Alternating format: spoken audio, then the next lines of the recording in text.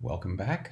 This is the final video I had planned for this series, so I hope to touch on a few final points and help you come up with your own solo drills, building off of what I've gone over in the previous videos. I want to first touch on a few last details from those previous videos. So, additional point number one, when you are stringering your opponent, you are aiming over their blade at or just past their opposite shoulder. So if I'm stringering someone who's coming from my inside, this may be what my sword looks like. If I then target and fire up the middle, what I'm doing is I'm releasing that gain and coming up the middle in a thrust. So understand that when you string your opponent and you want to gain their blade and continue gaining it until you hit them, your thrust will actually move toward their shoulder first and then rearrange toward the inside. On the outside line, again, I'm aiming past my opponent's sword at their, or just past their shoulder. If I'm going to thrust, I'm going to continue trying to keep that blade and then change that thrust after I've gained their blade all the way up to my guard. So make sure you are not stringering and then rearranging for a straight thrust, because you are now giving up that advantage, and as you're thrusting, you'll probably be knocked aside. All right, point number two. I talked a little bit about when you lunge, if your hip sticks out. Well, one of the things I think that's happening is you're trying to send your center mass over your front leg, and so that pops your hip out. Let me see if I can get a better version of it. One way to correct this, use a mirror. What you want to do is you want the calf and thigh and rib cage to all be on a plane.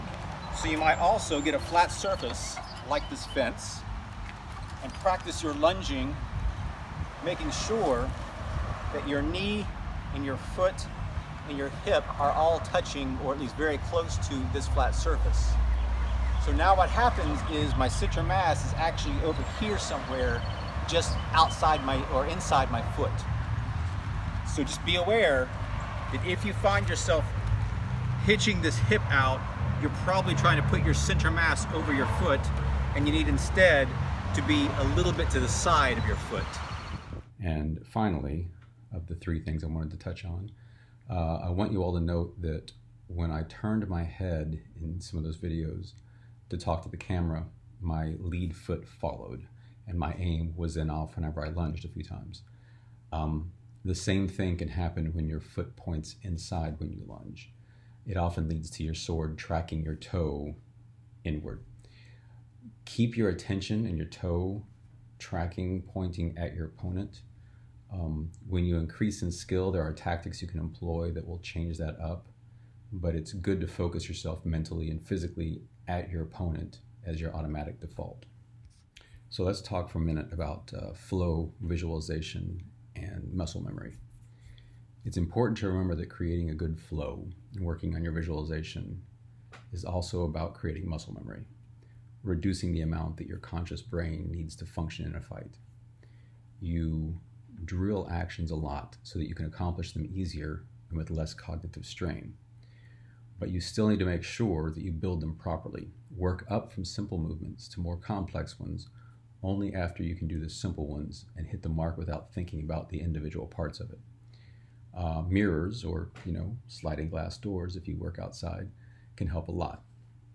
When your lunge is looking and feeling right, and you can do one with proper mechanics without much mental input, cognitive strain, and you land correctly, then switch it up.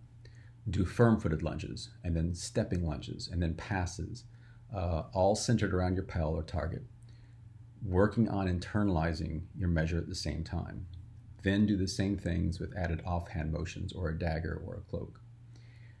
When you find you can start from stance, move smoothly, safely into measure, and then lunge using both hands well to both offend and defend, start looking through the plates of Capoferro, Gigante, and Fabris and play with them.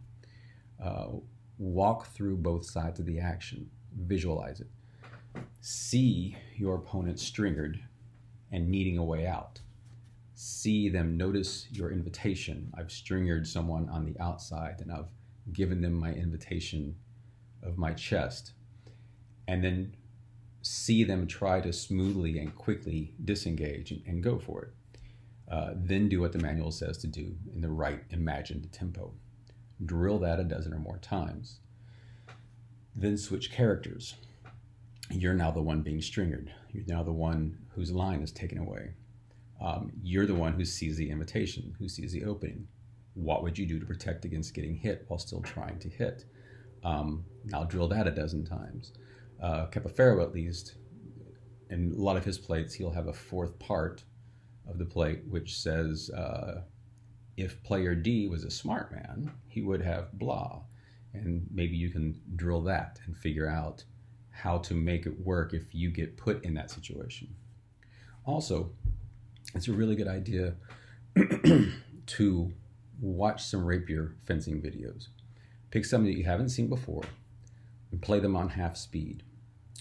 Freeze frame each time the two fencers seem to be in range and about to attack. Then think through these things and write them down. Where are the direct lines of attack? Is either of them protecting against their opponent's line, or are they set up to block it once it happens? If so, where are the indirect or secondary lines of attack? In other words, if the line is blocked, what's going to happen? This is often an invitation that you're looking for. Based on this assessment, what would you do in each case?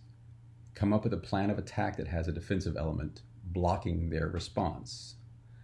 Then unfreeze, watch it play out, and look and see, did they do what you thought they were going to do? If not, why not? Did someone do something unexpected? Did it show a lack of understanding on the part of the fencers? Or was it a shrewd move? Was it something you hadn't thought about but was really a good thing to do in the moment? Was it all instinct and no tactical planning? How would your plan have played out against the same opponent that you're looking at? The next time you play against your Pel, take your notes with you and work through a few of them. How would you have responded to a given situation in one of those videos, given what you know? Try to see it in your head. Try and see what you would have done. Practice through that action using good form and mechanics. Can you see it working in your head? Can you see it playing out? Drill it a dozen times or more if you think you want to add that into your toolbox. Make it one of your regular drills. I would advise, when you go outside against the Pel, against your target, always start and end with lunges, though, maybe 10 or 20. Warm up with lunges. Make sure you hit the mark, you land comfortably, you're feeling your muscles in the right place, you're easily on balance.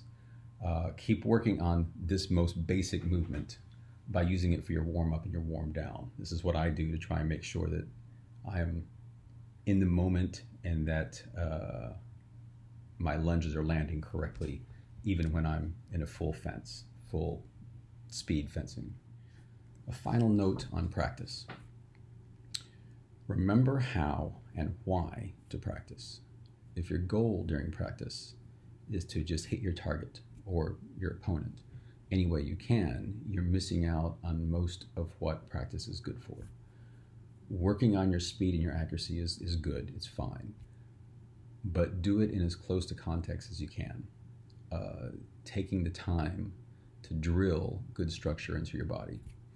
Don't overlook working on maintaining, controlling your measure, reacting to or creating tempos, etc. When we're able to train with partners again, pick up something you're not comfortable with or you're not as familiar with. Again, like a heavy cloak. See what it does to your timing. You will have to work on a more deliberate use of measure and tempo manipulation. It's a different game, which can uncover some weaknesses that you may want to work on. Also, and this is a big one, lose the ego. You will get hit. If you're practicing, you should be getting hit. If you aren't getting hit in paired free fighting, you aren't working on improving your skills or learning new ones. You're there to practice actions, not just get as many touches as you can, however you can. That doesn't help you learn actions and drill them into your body. Always practice with a plan. When training solo, you should have something you want to review, something you want to improve or start internalizing. Maybe review the lunge and fourth for a bit. For me, that's one of the trickiest, while also maintaining control over the opponent's sword. Then play through one of the plates that you're not as familiar with, whatever. I tell my students, you need to have 2 or 3 things you want to work on, no more than that. The more accomplished you become, the more complex those things may be. Now, for instance, when we go out free fighting against an opponent, you may want to work on, when you're early in your learning stages, you may want to work on moving safely into measure. That's one thing that you can work on. While cutting off their line of attack, that's the second thing that you'll be thinking about. And then forcing them to throw an attack where you want them to throw an attack, that's the third thing. So you may move into measure, cover them on the outside, and force them to throw an attack on your inside line at your chest, somewhere here. Once you have that down pretty well with fighter A, and you know that you can force fighter A to shoot wherever you want them to, you're learning to manipulate their actions. Then the moving into measure and protecting the line may become only one action to you. You slide in and you take the stringer. So you can do that and then force their attack, which might be the second thing. And then you add in working on your timing to stop that attack. Now that you know that you can direct them more often than not, to a certain part of your body, then you can bring your sword there before they get there and stop the attack. So again, that's you're building in more actions, but that's still only 3 real actions in your head that you're bringing into the fight. You can build that in complexity, but I suggest don't try to have more than 3 actions, 2 or 3 that you want to work on when you're fighting against an opponent. As you get better, again, each action may contain more parts to it. You might see closing into narrow measure, extending a feint in seconda, and then disengaging into terza as one action. But that means you're not thinking about those individual parts. They're happening more or less flawlessly. You have done that enough times that you can think about it as one big motion. That takes building up to, which is drilling, which you can do on your own for the most part. So, I hope this all helps you out. I hope this has given you some food for thought, some things to work on. I may add some more videos if I have more to say about solo practice specifically. But remember, the things you want to get out of solo practice are really working on your form, your mechanics, and being able to visualize a fight. And all that is also drilling the actions into your body. That's where the form comes from.